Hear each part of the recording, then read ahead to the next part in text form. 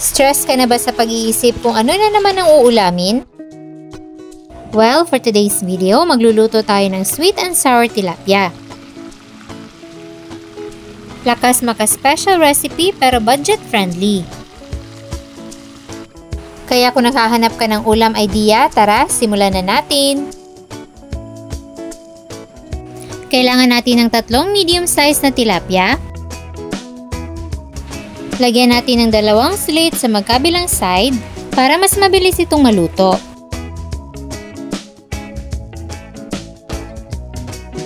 Then mag-season na tayo ng salt at pepper. I-massage ng kaunti para ma-spread yung ating seasonings. Same lang din yung gagawin natin sa kabilang side.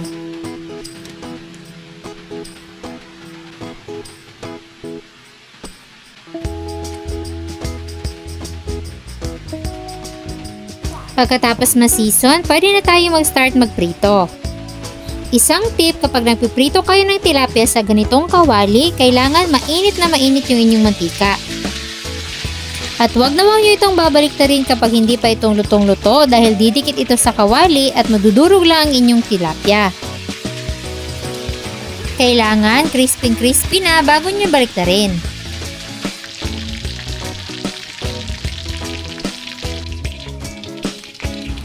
Pagkaluto, hanguin lang muna natin at iset aside.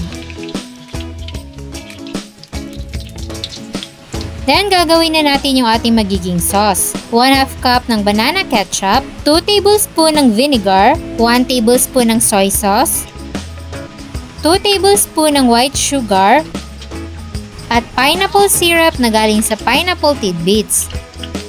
Itabi nyo lang yung pinya dahil gagamitin natin yan mamaya. Haluin hanggang sa ma-dissolve ang sugar at ma-combine yung mga ingredients. Pagkatapos ay magigisa na tayo ng white onions. Hintayin lang natin na maging translucent at isunod ang minced garlic, sliced na luya,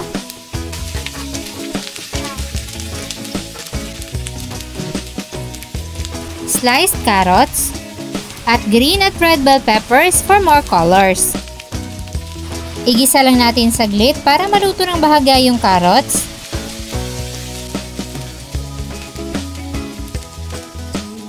Then, pwede nang ilagay yung ating ginawang sauce.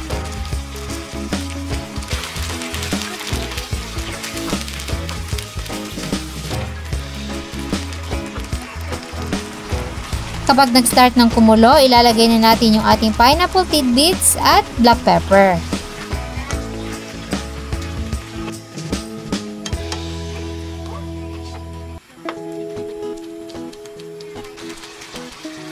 After nyan, isunod na natin yung ating fried tilapia. Simmer lang na mga 2 minutes, then baliktarin.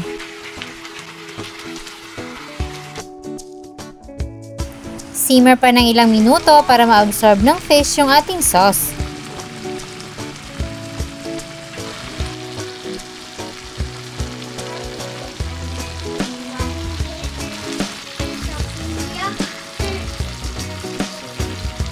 Ayan, at ready to serve na ang ating sweet and sour tilapia. Ilalagay ko na lang dyan sa ibaba ang kompletong listahan ng mga sangkap. Sana ay nagustuhan nyo ang ating recipe for today. Enjoy!